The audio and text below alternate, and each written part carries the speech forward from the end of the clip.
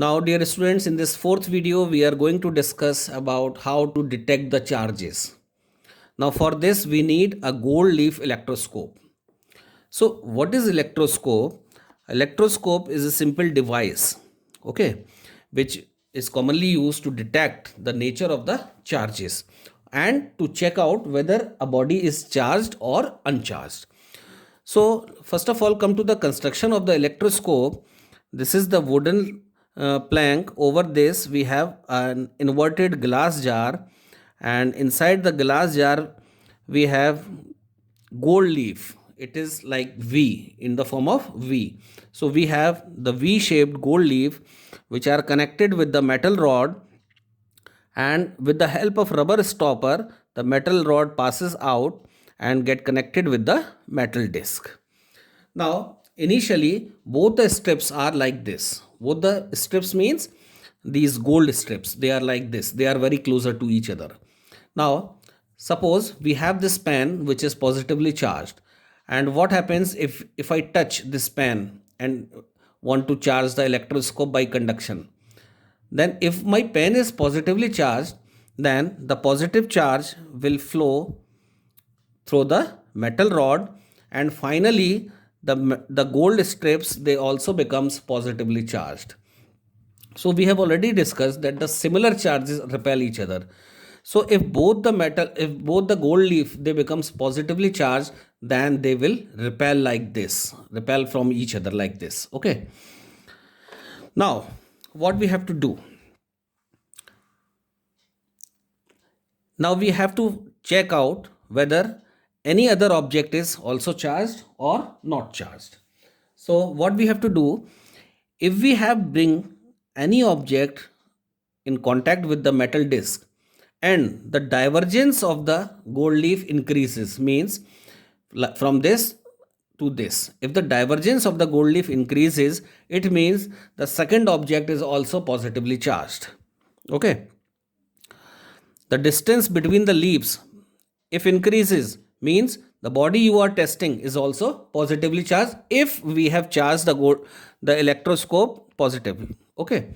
And if the divergence becomes less, means the leaves come closer to each other, it means the second object which we have bring is negatively charged. Okay. So the distance between the leaves may decrease or increase, which show the nature of the charges. Okay. Now in this diagram here, the diagram is given in your book. We have charged the gold leaf positively charged with the help of the glass rod. Now if we bring a metal disc which is also positively charged, now more positive charge will accumulate into the gold leaf, and therefore the gold leaf show the greater divergence. You see in the diagram they are more divergent to each other. And what happens if we bring the negatively charged sphere?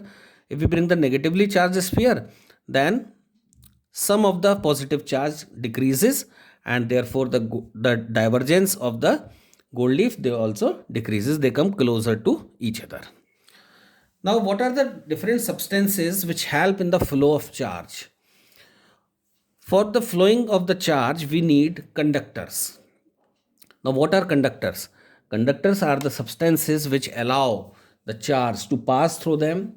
They may be metal rod or acidic solution, basic solution, or salt solution. So, any substance which help us to pass the charge through them, they are called as conductors.